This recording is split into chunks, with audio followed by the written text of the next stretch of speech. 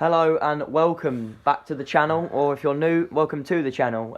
Normally we do match day vlogs or ground topping at new grounds across the country, but for the last few weeks there's been no football to vlog.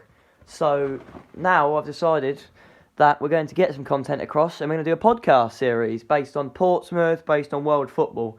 And for the episode 1, we'll be talking about coronavirus and its effects on football. And I'm joined with my dad, Paul O'Neill, today. How are you? I'm not too bad, mate, thank you.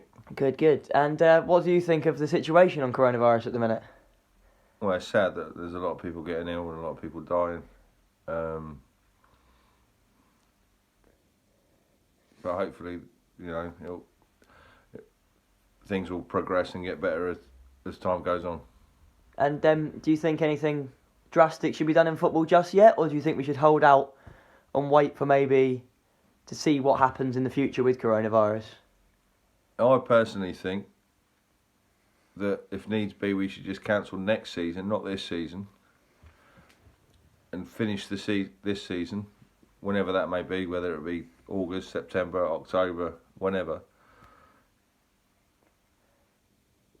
and then play and just void next year, because at least the clubs that have got a chance of promotion can get promoted, even though there might not be a next season, because we've got the Euros next year and the Olympics, etc.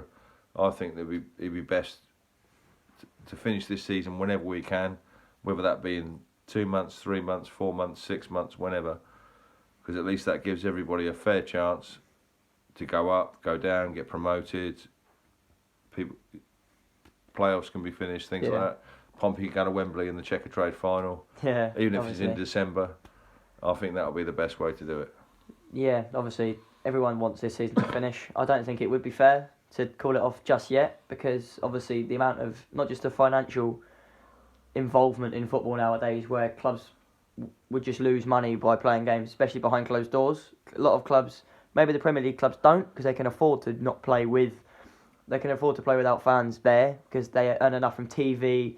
But the clubs in like League 1 and League 2, they don't have that money behind them. They need match day income. So to have games behind closed doors, it would defeat the point of football. Yeah, exactly. Because obviously football is a game for the fans, and without fans being there and without fans paying the money to watch, clubs would just end up going bust, or they'd end up struggling financially. Yeah. And obviously if you void seasons, then you see clubs have spent money for the whole season, fans have spent money to go and watch their team for this season, and obviously at the end of it, I think with only 9 games to go, it would be a farce to just null and void the season, or there are other options just to say like, oh right, we'll just leave the league as it is, and then the teams that are in the positions they are now will go up or go down or be champions, etc., etc. I think that's a farce as well. I think the only way to do it is finish this season whenever we can. Agreed. As I said before, whether that could be even in the summer maybe, just past the summer, in the winter, whenever, and then leave it and void next season, because you can't void a season when there's only 9 games to go. No. I don't think there's any point. Too much already. There's no point in playing games behind closed doors, and I don't think that would happen anyway.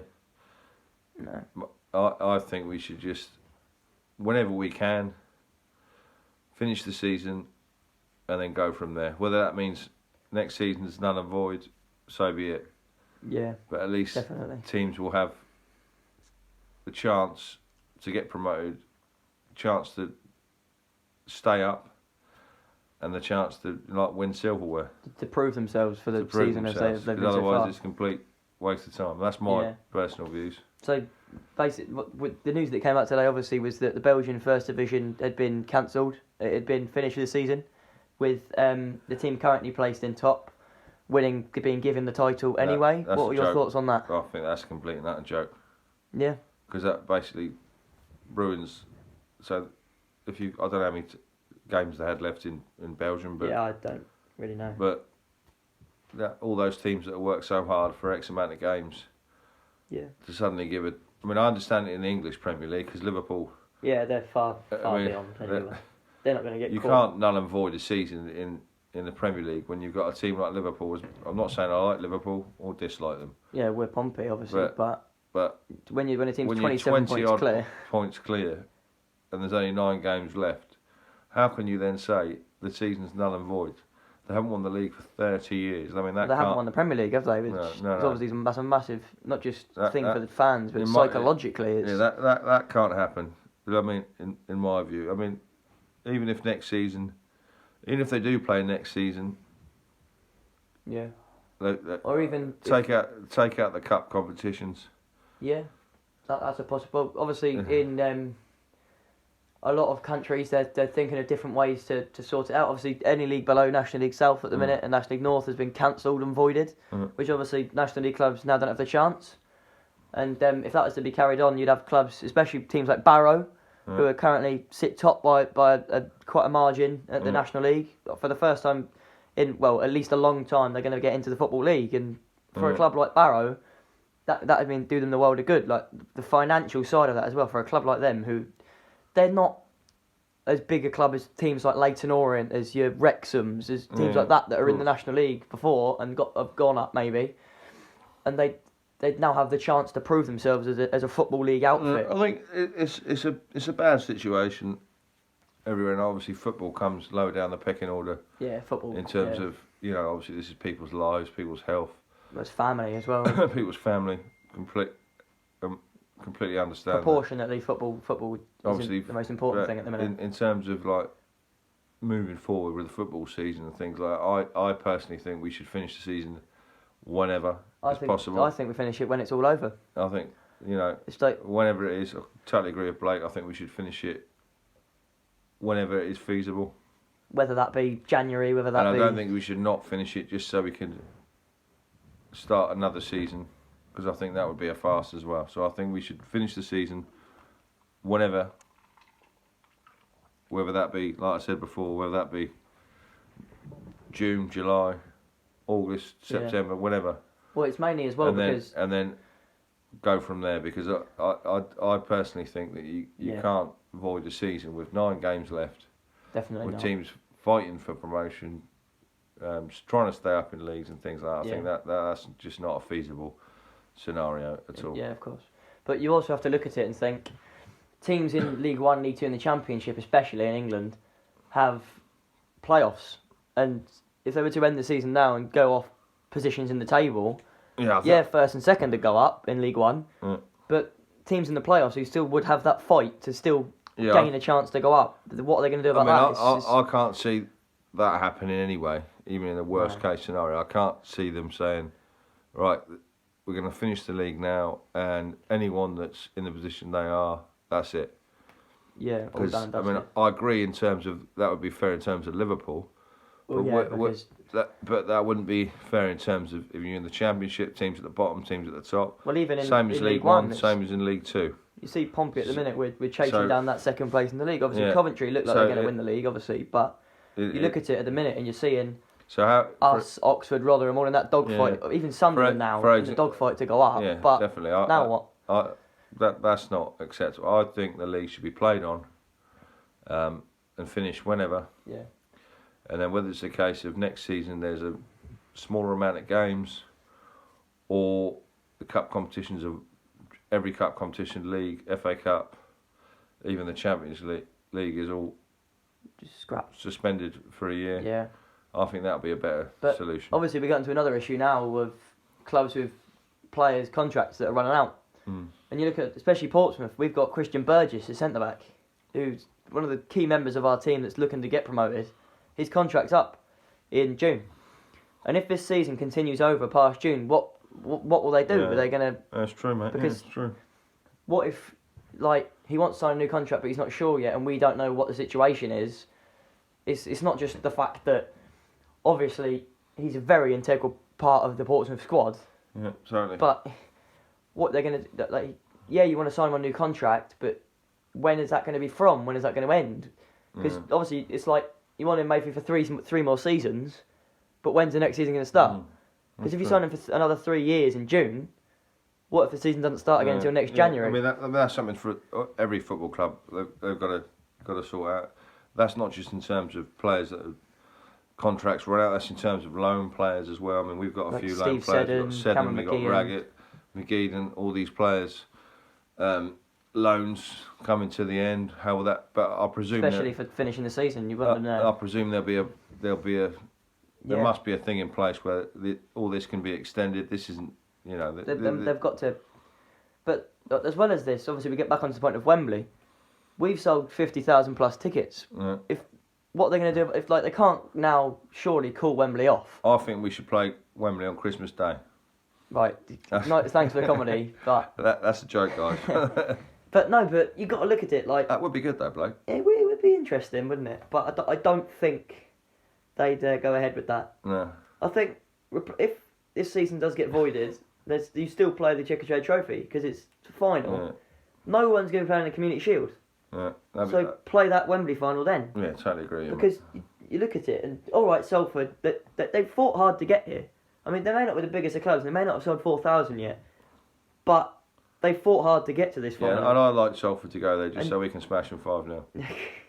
But you obviously you looked at that semi-final and you thought, well, they've just fought 120 minutes plus penalties to get to that final and battled so hard for what? If it gets caught, especially us as well, 2-1 down in the 90th minute, we fought back to get to Wembley.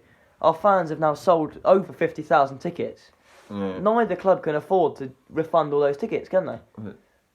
If it was to be called off. No, it'll be a financial loss for it. Well, it'll be more than a loss. Massive financial loss, yeah. It could ruin clubs, especially Salford, but having that much money against them. Well, it ain't going to ruin them. They've already sold 2,000 tickets. Yeah, but they would have got 50% of the gate. They would have got 50% of the gate anyway, but that's a thing that they'll be losing money now because of that gate, they could have still got about £500,000 because they would have got half and half. It's split fairly. No matter how many we take, they get half of it. Really? Yeah, that's how it works because it's a cup final. That's how it always works. That's a bit wrong. But then it's also clubs Champions League, Europa League, FA Cup. They're not finished. They've started them now. Clubs have spent money in them. Yeah. What now? Yeah, I think everything's called off indefinitely. Obviously now, we just hope. Well, for the time being, at the minute, anyway. Yeah, I just hope that this pandemic. Well, I hope they find a vaccine for it, or. Yeah, because obviously it's got a massive effect on people's jobs, the economy.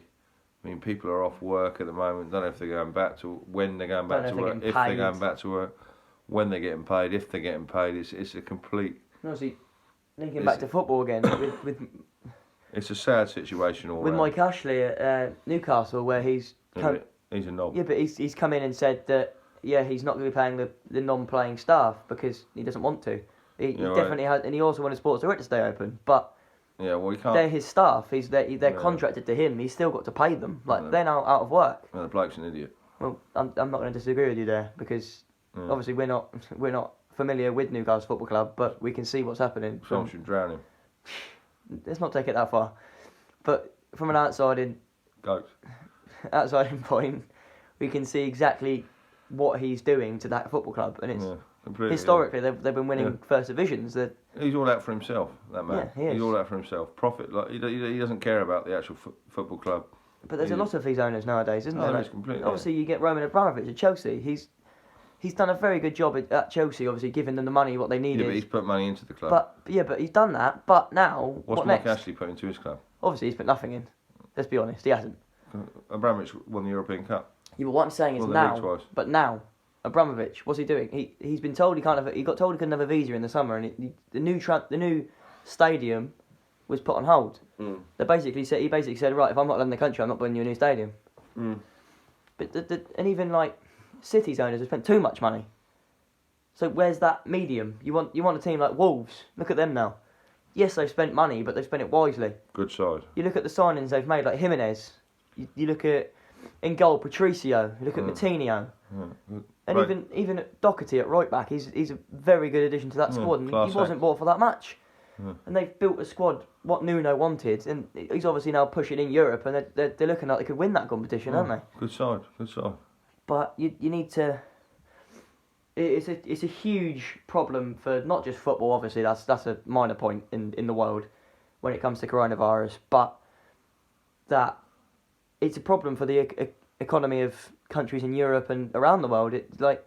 especially places like Italy. You look at that and the amount, and now America as well, who are now the leading people in the world for the amount of cases they've had. People need to listen to the action that's given. Obviously, of course. Over here, people need to start to listen more to the stay at home as much as possible. Stop going out and kissing trees, and stop going out and taking pictures of your family. If you want to go out for a jog, go out for a jog. It's good for you. Keep your health up. Exercise at home, by all means necessary. Do that. But all the kids going out, just messing around. Don't take everyone out. Go out by yourself, or go out with your partner, or go out with your son, or just take someone. One person close to you, take them out for a walk. People have got to listen. If you want to be an idiot and go out, you're just making it worse for everybody else. I think everyone's got to listen to the message. Agree. Do what they're told. Well, if we all listen, then it'll all be and hopefully in 2-3 months we can all get back to normal. We can all go and watch football again. Obviously, that's obviously a very, very long way away at the minute from what we're seeing. Because we're bored. I don't know about you guys, but I'm bored. Yeah, let us know in the comments how you're feeling without football being there. But it's boring. You can't do anything. No pub, no football, no work. Just let us know in the comments what you're doing with yourselves without football, because obviously football's an integral part of a lot of people's lives. But obviously it's not the well. It could be the end of the world. Obviously, as the great Bill Shankly once said, football's not a matter of life and death. It's more important than that. It is. Yes, much more important than that, Blake. But at this point in time, we need to focus on the health of the people of this country and the people of the world. Yeah.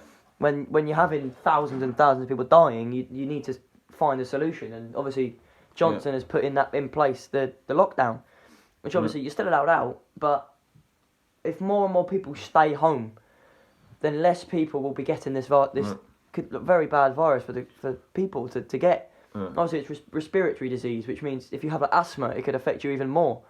We personally know people that have had it, don't we? Yes, yeah. And obviously, luckily he recovered from it, and that credit where it's due to the NHS as well at the minute, who are obviously the heroes of this country at the minute. They're more important than the football because they're keeping us going at the minute. Yeah, I'll give a shout out for definitely the NHS, but all the people, the truck drivers, people are just still keeping this country going. All the people that are working in supermarkets, amazing job you're doing. Yeah, taxi drivers obviously they're still running around.